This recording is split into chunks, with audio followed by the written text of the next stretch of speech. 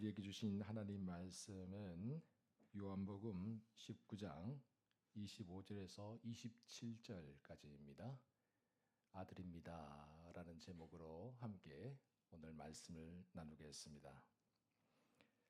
사람이 아무 일이 없을 때에는 평소에 그 사람인지 그 사람이 어떤 사람인지 우리 잘 모르는 경우가 많죠. 그런데 일단 고난을 한번 당하게 되면 그 사람의 내면에 뭐가 있는지 그 사람의 진가가 드러나게 됩니다. 평소에는 참 인격도 좋은 것 같고 사람들도 잘 배려하는 사람인 것 같았는데 막상 고난과 시련의 파도가 몰려오니까 참 이기적이고 옹졸한 사람으로 변하는 것을 우리가 목격할 때가 있죠. 그런가 하면 또 반대로 평소에는 잘 드러나지도 않고 조용조용 있는지 없는지도 몰랐는데 고난과 시련의 파도가 몰려오니까 흔들리지 않은 견관반석처럼 그 모든 어려움을 신실하게 잘 극복해 나가는 그런 사람들도 우리가 볼 수 있습니다. 그래서 흔히 고난을 가리켜서 그 사람의 진가를 가려내는 시금석과 같다, 그렇게 말하는 것을 볼 수 있습니다. 그렇다면 여러분, 우리 주님은 고난 앞에서 어떤 모습을 보여주셨을까요? 오늘 본문에는 주님께서 십자가 위에서 남기신 세 번째 말씀이 나오고 있습니다. 우리 본문 26절 한 목소리로 같이 읽어보겠습니다. 시작. 예수께서 자기의 어머니와 사랑하시는 제자가 곁에 서 있는 것을 보시고 자기 어머니께 말씀하시되 여자여 보소서 아들이니이다 하시고. 아멘. 성경에 의하면 예수님께서는 오전 9시부터 오후 3시까지 약 6시간 동안 십자가에 매달려 계셨습니다. 물론 우리가 지난주에 패션 오브 크라이스트를 통해서 보았듯이 예수님께서는 십자가에 매달리시기 전에 로마 병사들에게 모진 고문을 당하셨죠. 그래서 거의 죽을 지경에, 흔히 우리가 만신창이라고 하는데 그렇게 거의 죽을 지경에 가까이 다다르게 되었습니다. 보통 십자가에 매달리는 사람은 자기 십자가를 지고 골고다로 올라가는데 예수님은 그 십자가조차 지고 가실 수 없을 정도로 그렇게 쇠약해지셨죠. 그래서 십자가를 지고 올라가는 길에 구레네 사람 시몬을 붙들어서 예수님의 십자가를 대신 짊어지고 올라가게 한 것을 우리가 잘 알고 있습니다. 십자가에 매달리신 주님은 시간이 갈수록 기력이 쇠잔해지셨습니다. 주님의 몸이 축 늘어질 때마다 주의 양손과 양발에 박힌 못이 뼈를 찢기 시작합니다. 말로 다 할 수 없었겠죠. 고통, 갈증, 두통, 아마 주님은 지옥을 넘나드는 그런 아픔 속에서 있었을 겁니다. 왜 그러셔야만 하는가? 그 이유는 단 하나입니다. 사명 때문이죠. 주님이 이 땅에 오신 이유와 목적, 인류를 죄악에서 구원하기 위한 사명, 이 사명을 이루기 위해서 주님은 저 참혹한 십자가 위에서 친히 희생제물이 되신 겁니다. 그런데요, 사람이 너무 고통이 극심하면 아무 생각이 없다고 합니다. 아무런 생각이 안 든대요. 너무 아프면 고통 그 자체에 완전히 함몰되어 버리기 때문이죠. 그래서 이 고통이 조금이라도 빨리 지나갔으면 좋겠다, 그 생각 하나밖에 남지 않는다고 합니다. 그런데 이런 극심한 고통 가운데에서 우리 주님이 십자가 아래에 있는 제자와 또 주의 모친 마리아를 바라보셨습니다. 물론 지금 주님은 주의 모친 마리아를 생각할 겨를이 없었습니다. 참혹한 십자가의 고통이 모든 것을 다 압도해 버렸기 때문이죠. 주님은 지금 인류 역사상 가장 큰, 가장 위대한 사명의 길을 걷고 계셨습니다. 이 세상의 모든 죄를 대신 짊어진 하나님의 어린 양으로서 인류 구원의 위대한 사명을 감당하고 계셨죠. 따라서 육신의 어머니를 돌보는 일은 조금 희생할 수 있지 않을까. 우리는 그렇게 생각할 수 있습니다. 사실 성경을 보면 주의 모친 마리아에게는 6명 이상의 자녀들이 있었음을 알 수가 있습니다. 마태복음 13장 55절 우리 함께 읽어보겠습니다. 시작. 이는 그 목수의 아들이 아니냐. 그 어머니는 마리아, 그 형제들은 요셉, 야고보와 요셉, 시몬, 유다라 하지 않느냐. 아멘. 그리고 그 바로 밑 35장을 보면 또 예수님에게는 누이 동생들도 있었다라고 그렇게 기록을 하고 있어요.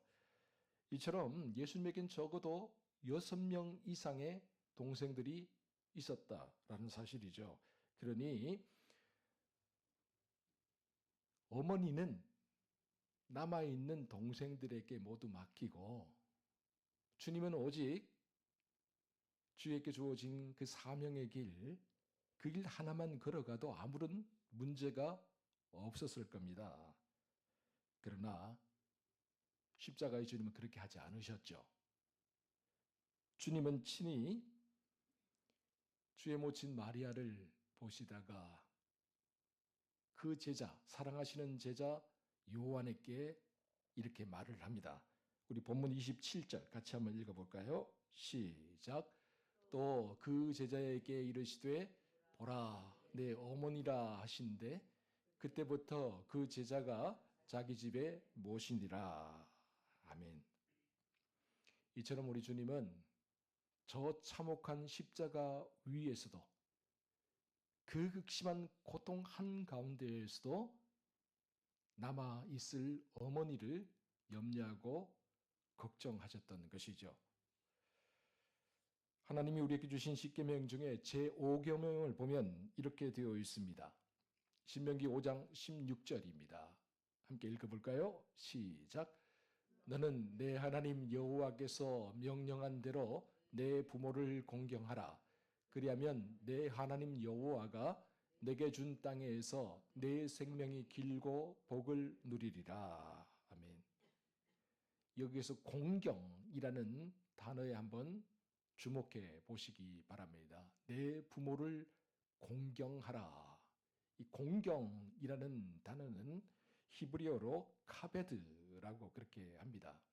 이 카베드라는 말은 원래 무겁다라는 동사형인데 이게 명사가 되면 우리 내장 중에서 가장 무거운 간장을 뜻하는 말이 되죠. 그러므로 부모를 공경하라라는 이 말의 진정한 의미는 부모를 무겁게 여겨라.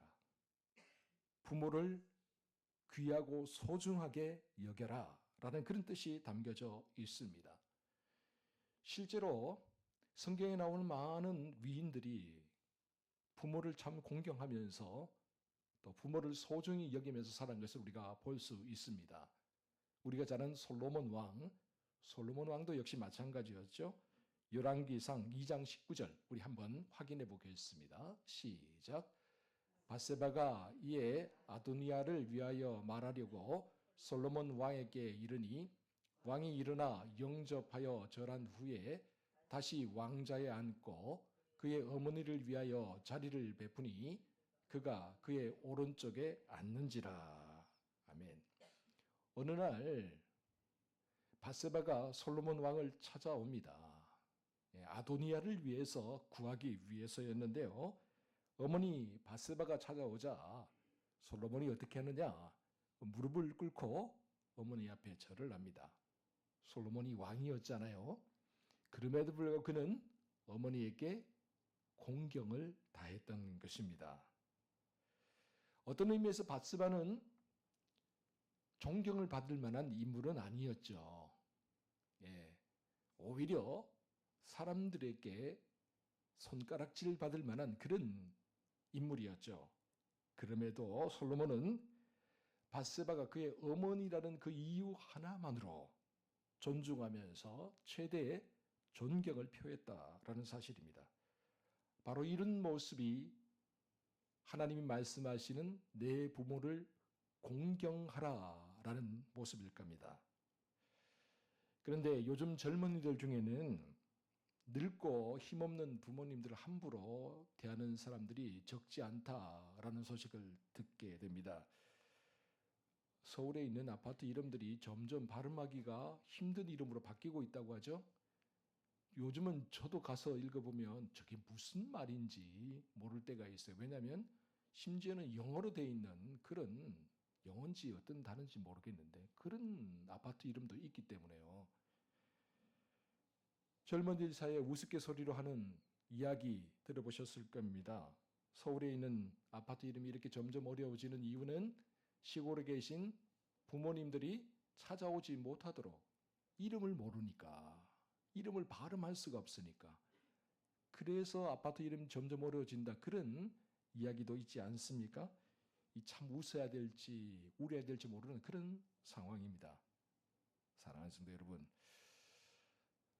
우리가 부모를 공경하면서 살아야 됩니다. 최선을 다해서 부모님을 섬기며 살아야 되죠.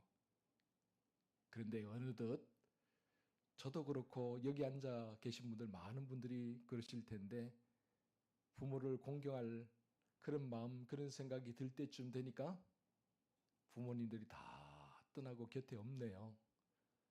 저도 어머니, 아버지 다 돌아가셨습니다. 이제 우리 사모도 아버님 돌아가시고 어머님 한 분만 계시죠. 네, 위독하십니다. 언제 또 하나님의 부름을 받으실지 모를 만큼 그래서 항상 긴장하면서 살아가고 있는데 그러고 보면 다 떠나는 그런 시기가 되어 버렸네요. 부모님께 효도를 다할 마음이 생기면 어느덧 다 떠나버리는 그런 게 우리의 인생인 것 같습니다. 그러나 우리가 꼭 기억해야 될 사실은 이유가 어찌되었든 간에 부모님은 부모라는 이유 하나만으로도 하나님께서 우리를 부모와 자식 관계로 맺어주었다는 그 이유 하나만으로도 우리가 공경하면서 살아야 된다라는 사실이죠. 주님은 육신의 어머니인 마리아를 공경하셨습니다. 그래서 십자가의 그 극심한 고통 가운데서도 친히 그 사랑하는 제자 사도 요한에게 주의 모친 마리아를 부탁하셨죠. 요한, 보라, 내 어머니다. 사도 요한은 주님이 그에게 주시는 이 마지막 말씀, 이 말씀이 그에게 주신 사명이라고 받았습니다. 그래서 그는 그 즉시로 주의 모친 마리아를 자기 집에 모셨습니다. 여러분, 주님의 모친 마리아지만 주의 모친을 자기 집에 모신다는 건 여간 불편한 게 아니었을 거예요. 먼저 마리아 입장에서 좀 불편했지 않았겠어요? 앞서 말씀드린 것처럼 예수님 외에 마리아가 낳은 자녀들이 6명 이상이 있어요. 그 자녀들에게 몸을 의탁하면 되는데 굳이 사도 요한에게 의탁할 필요가 있었을까요? 요한의 입장에 봐서도 아무리 주의 모친 마리아지만 자기 집에 모신다는 게 그렇게 쉬운 일은 아니었을 겁니다. 그럼에도 불구하고 요한은 십자가에서 남기신 주님의 말씀, 보라, 내 어머니다. 이 말씀을 그의 평생의 사명으로 안고 살았다라는 겁니다. 사실 예수님이 부활 승천하신 후에 예수님의 친동생이었던 첫째 동생이었던 야고보가 있죠. 야고보가 예루살렘 교회의 중요한 지도자 중에 한 명이 되었습니다. 갈라디아서 2장 9절을 보면 이렇게 성경이 증거하고 있죠. 같이 한번 읽어보겠습니다. 시작.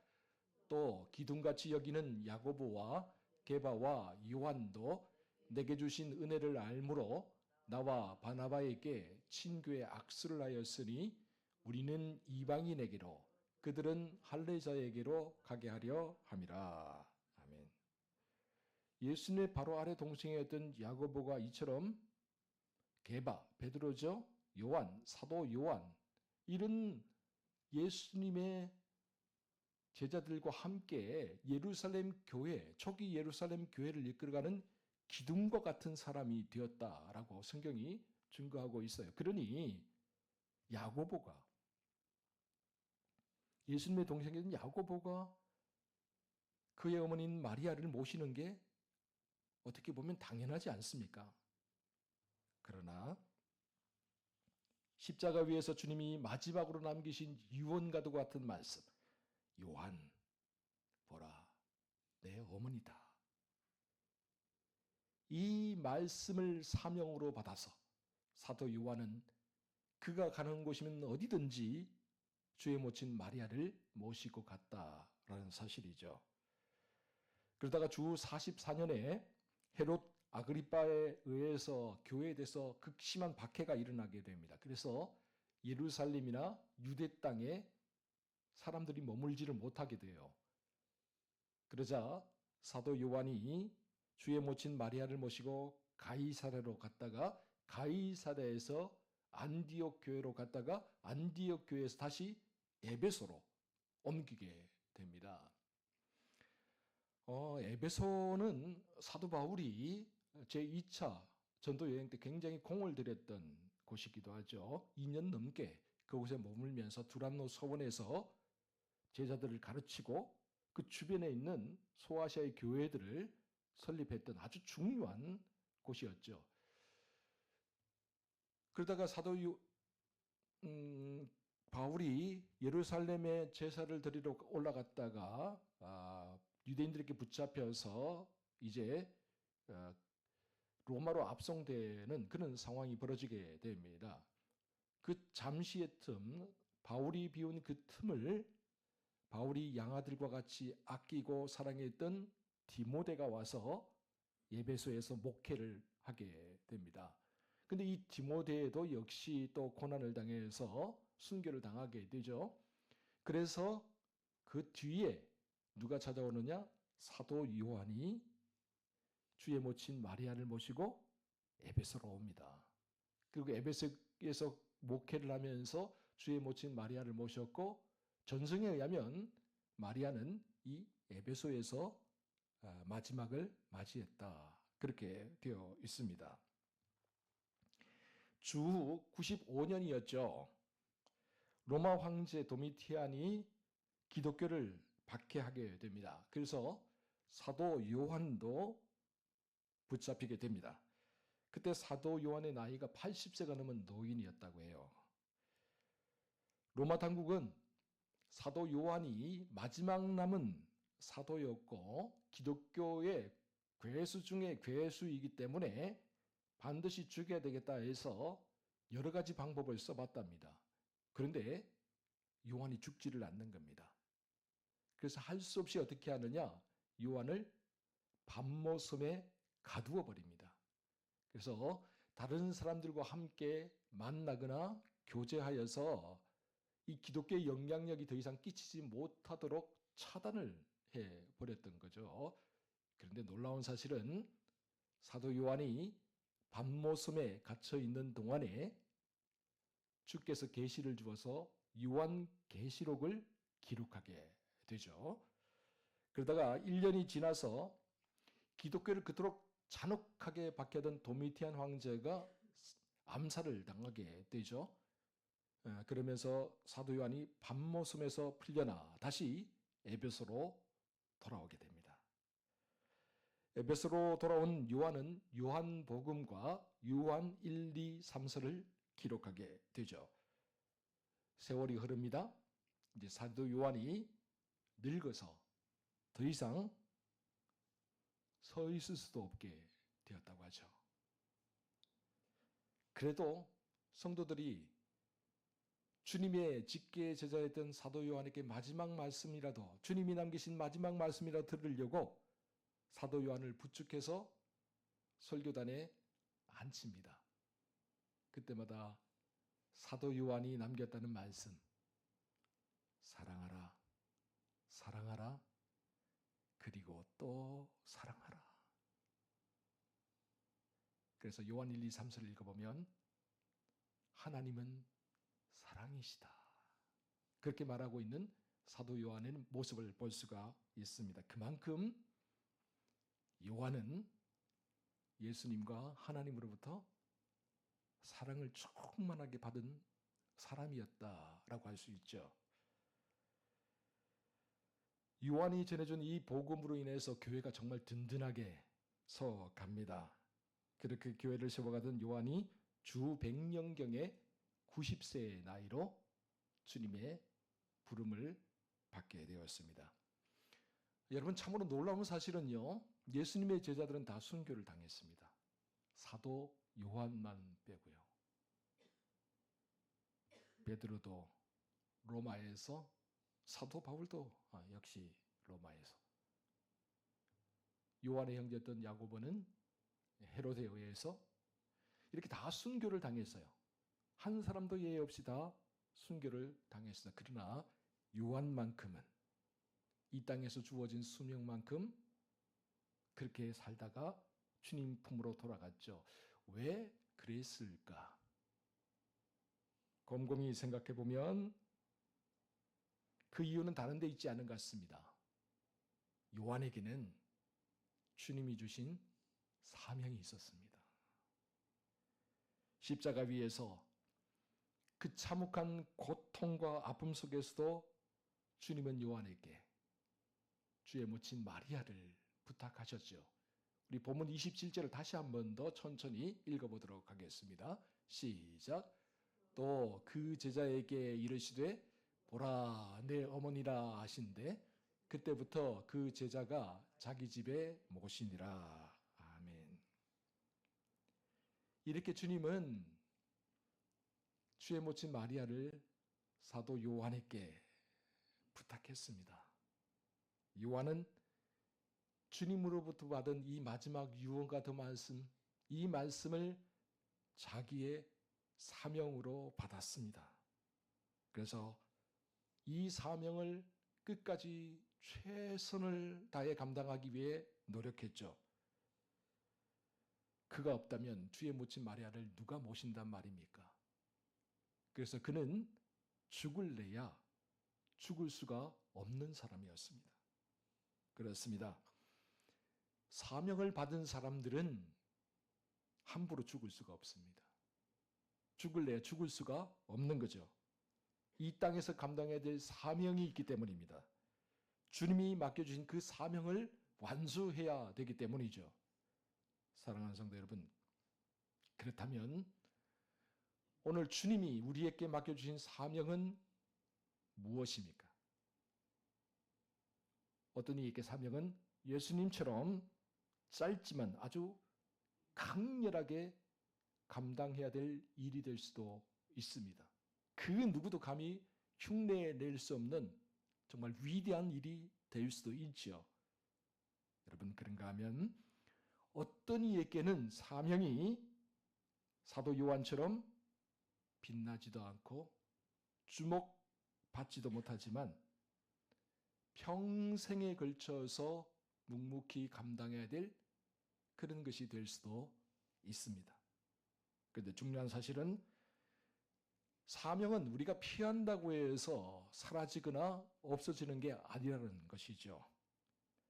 우리가 조금 힘들고 어려우면 포기해버리려고 하지만 조금 상처가 되고 마음 가운데 아픔이 되면 금방 외면해버리려고 하지만 그럼에도 불구하고요, 주님이 주신 사명은 사라지지 않아요. 끝까지 우리를 추격해 옵니다. 마치 요나가 하나님이 주신 사명을 피하여서 도망갈 때 그가 하나님이 명령하신 반대 방향으로 가면 모르겠지.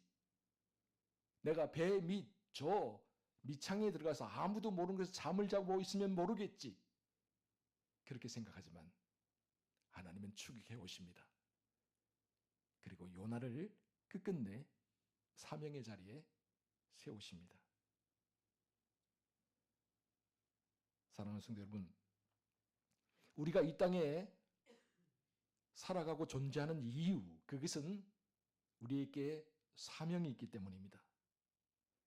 주님이 끝까지 사명의 길을 걸어갔듯이 사명을 이루기 위해 저 참혹한 십자가의 길을 묵묵히 걸어갔듯이, 그리고 사도 요한도 끝까지 사명의 길을 걸어갔듯이 주님이 부탁하신 대로 주의 모친 마리아를 자기 친어머니처럼 모셨듯이 오늘 우리도 끝까지 감당해야 될 사명이 있습니다. 그것이 화려한 길인지 아니면 외로운 길인지, 그것이 때로는 사람들에게 주목을 받을 수도 아니면 사람들이 주목해 주지 않을 수도 있지만 힘들고 괴롭다고 해도 우리가 이 사명의 길을 끝까지 걸어가야 합니다. 오늘 우리가 사명의 길을 걸어갈 때 주님이 우리와 함께 하십니다.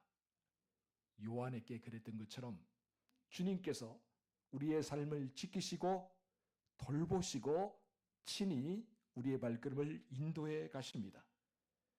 그리고 사명을 감당할 수 있는 힘과 용기와 능력과 지혜를 허락해 주십니다. 이 사실을 믿고 오늘도 주님이 우리에게 맡겨준 사명에 최선을 다하며 살아가는 저와 여러분 모두가 될 수 있기를 주의 이름으로 축원드립니다. 기도하겠습니다. 사랑하는 주님, 주님은 사명의 길을 끝까지 걸어가면서도 효도를 다하셨습니다. 어머니 마리아를 사도 요한에게 부탁하면서 잘 돌볼 수 있도록 배려하셨습니다. 그리고 주님은 우리를 구원하기 위해 저 참혹한 십자가의 길을, 주님에게 주어진 사명의 길을 끝까지 걸어가셨습니다. 사랑하는 주님, 사도 요한도 역시 그에게 주어진 사명의 길, 보라 내 어머니다. 주님이 주신 이 사명의 길을 평생 동안 묵묵히 최선을 다하며 걸어갔습니다. 이제 오늘 우리도 주님이 주신 사명의 길, 주님이 원하시는 그 길을 끝까지 걸어가게 해 주옵소서. 힘들고 어려운 일이 우리에게 몰아닥친다 할지라도 우리 각자에게 맡겨진 십자가를 짊어지고 주님이 먼저 가신 그 길을, 사도 요한이 따라갔던 그 길을 우리도 묵묵히 끝까지 따라가게 해 주시옵소서. 주여, 우리에게 이 사명을 감당할 수 있는 힘과 능력과 지혜를 허락해 주시옵소서. 이 모든 말씀을 우리 구주 예수 그리스도의 이름으로 기도하옵나이다. 아멘.